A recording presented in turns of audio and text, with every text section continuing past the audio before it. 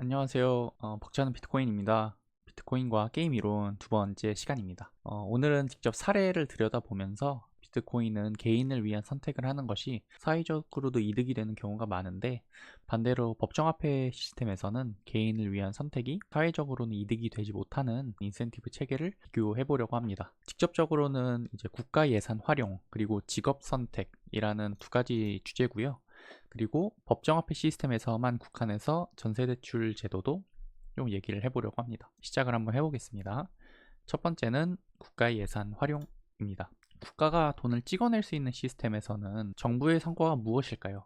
실질적으로 진짜 무언가를 낮게 만드는 성과가 아니라 본인들이 얼마나 많은 예산을 추가로 끌어오는지입니다. 저출산 관련 예산은 성과가 없음에도 매년 늘어만 가고요. 재작년에 있었던 잼버리 사건 기억하시나요? 그때를 보면 제 개인적인 생각은 그분들은 그냥 예산을 위해서 사업을 하고 싶은 거지, 관련자들은 뭐 사업의 내실에는 크게 관심이 없었던 것으로 생각이 듭니다. 정치인들은 항상 다음 선거에서 당선되는 것을 목표로 삼잖아요. 그러니 내가 집권에 있을 때는 복지성 정책을 줄일 수가 없습니다. 긴축을 하면 그 유권자 아무도 좋아하지 않으니까요. 그래서 뭐 노인도 챙기고 신혼부부, 열심히 일하는 학생들, 열심히 일하는 자영업자들, 각 계층에 맞는 새로운 복지 정책이 계속 늘어만 갑니다. 이번 명절에도 어김없이 몇 지자체들은 현금 지원금을 살포했고, 국가에서 지원해주는 중소기업 재직자, 뭐 복지 포인트 이런 것까지 다 있더라고요. 국민들 입장에서도 생각을 해보면 이런 지원을 모두가 안 받는 게 베스트입니다.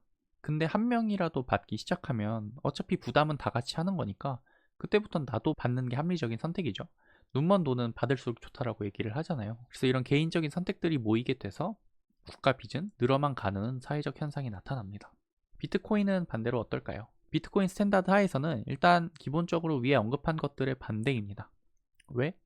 예산이 한정적이기 때문입니다. 그리고 그 예산도 모두 세금으로 걷어들인 것입니다. 허튼 곳에 돈을 쓴다라고 하면 국민들의 지지를 받지 못하는 것은 당연합니다. 정부와 국가는 고심 끝에 아주 효율적이고 합리적인 곳에 예산을 투입해야 할 것입니다. 그리고 제가 특히나 강조하고 싶은 것은 비트코인 스탠다드 하에서는 전쟁 자체가 줄어듭니다. 전쟁을 하기 위해서 세금을 더 거둔다고 하면 국민들이 무조건 반대를 할 것이잖아요.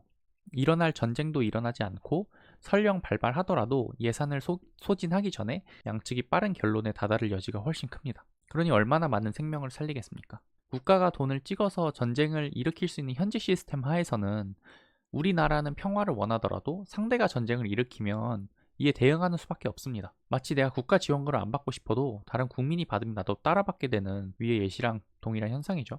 아무도 전쟁을 일으키지 않으면 전쟁이 없는 그런 바람직한 사회적 균형을 찾아볼 수 있을 겁니다.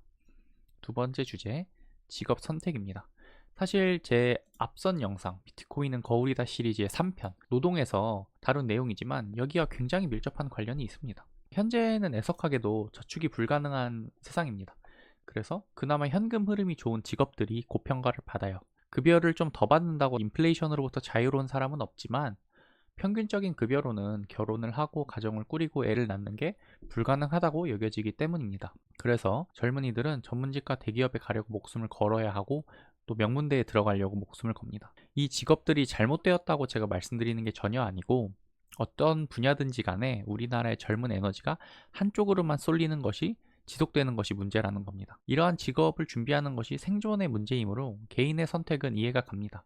마치 죄수의 딜레마에서 본인에게 최선의 선택을 해야 됐던 죄수들과 비슷한 수동적인 입장인 거죠. 다만 이걸 사회적으로 보면 좋을 리가 없습니다. 생존이 위협받을 정도의 상황으로 인해 모두가 같은 선택을 하고 있으니까요. 그러니 도전적인 선택을 하는 청년들도 더 없어지잖아요. 대한민국에 있던 마지막 혁신의 불꽃 같은 것도 꺼져가는 것 같습니다. 두 번째는 이제 비트코인의 상황에서 말씀드리면, 비트코인은 온전한 저축을 가능하게 해줍니다. 그래서 저에게 중요한 건 강건한 현금 흐름입니다. 내가 매일 번 돈에서 일부만 소비하고 나머지 일부를 저축하면 그 저축의 구매력이 계속 유지되니까요. 그렇게 해서 강건한 현금 흐름을 만들기 위해서 고민하게 되고, 그때 이르르는 결론은 내가 이 세상의 가치를 지속적으로 가져올 수 있는 직장을 찾고 거기에 헌신하면 됩니다. 처음에는 조금 헤맬 수도 있겠지만 꾸준히 내가 노력을 하다 보면 내가 속한 분야에서 더 능숙한 전문가가 되어 있을 거고, 저축이 계속 누적됨에 따라서 나도 부자가 될 수 있습니다. 물론 명문대를 나오고 명망 있는 직업을 가지면 명예도 따라오고 그것도 좋습니다. 하지만 그런 거에 목숨 걸지 않아도 충분히 내가 노력하면 잘 먹고 잘 살 수 있다. 그런 희망이 생기는 거죠. 이런 개인적 선택이 모였을 때 사회 전체적으로 봤을 때는 어떠한가요? 대한민국에는 각 분야에서 열정 넘치는 사람들이 있게 됩니다. 훌륭한 요리사, 훌륭한 배관공, 훌륭한 의사, 훌륭한 컨텐츠 제작자, 훌륭한 엔지니어들까지. 모두가 의사 전문직이 되려고 목숨 거는 게 아니죠. 굳이 대학을 안 가도 되고요. 각자 본인의 분야에 열중하면 됩니다. 사회의 분위기도 많이 바뀌게 될 것 같고, 제가 특히나 강조하고 싶었던 부분은 각자의 삶을 살아도 열심히만 살면 된다. 이게 중요한 포인트 같습니다. 현재는 획일화된 삶을 살아야 하고 모두가 경쟁자가 되어버린 그런 상황인데 그거랑 좀 반대되는 거죠. 마지막은 법정화폐 시스템 하에서의 전세대출 제도를 짧게 얘기해 보려고 합니다. 대한민국 사회에서는 집이 없으면 월세 대신 전세를 살아야 한다는 생각이 굉장히 강합니다. 월세 살면 그 돈을 온전히 버리는 건 줄 아는데 좀 안타까운 현실이라고 생각합니다. 그나마 본인 돈으로 전세를 살면 본인 선택이겠구나 하는데 문제는 많은 경우 은행이나 공기업 이런 데로부터 전세 대출을 받게 되거든요. 먼저 세입자 입장에서 생각했을 때 전세로 살 때 나가는 이자 비용이 대체로 월세보단 저렴하긴 합니다. 월세는 집주인에게 주는 거고 전세 이자는 이제 은행에게 주는 건데 세입자 입장에서는 누구에게 돈을 주는지는 상관이 없거든요. 생계를 생각하는 사람 입장에서는 돈 적게 나가는 게 장땡입니다. 그러면 구매자 입장에서 어떻죠? 안 사려던 집도 사게 됩니다. 왜? 갭 투자가 훨씬 쉬워졌잖아요. 대출을 받아서라도 사람들이 바로 전세 세입자로 들어와 주니까 갭 투자가 개인들의 스마트한 전략이 되는 것이고 이게 부동산 거품을 키워나갑니다. 그러면 다른 경제 주체인 은행은 어떤가요? 무조건 수혜자입니다. 이자를 세입자와 집주인 양측에서 다 받습니다. 법정화폐 시스템에서는 금융기관은 언제나 승자입니다. 국가는 어떨까요? 국가는 부동산을 통한 세금이 잘 거쳐서 좋습니다. 우리나라는 세금에서 부동산이 차지하는 비중이 크더라고요. 부동산 거래 세수의 GDP 대비 2.2%라고 합니다. OECD가 대충 평균이 한 0.4 정도라니까 5.5배 더 높거든요.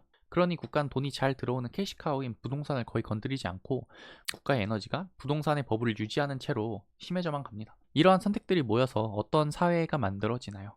우리나라에 엄청난 가계대출을 만들고 엄청난 부동산 버블을 만드는 데 일조합니다. 상황을 개선해 나가는 방법이 있나요?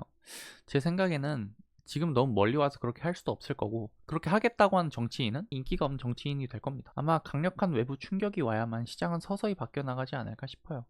그리고 그 외부 충격은 단연 비트코인 스탠다드라고 생각을 합니다.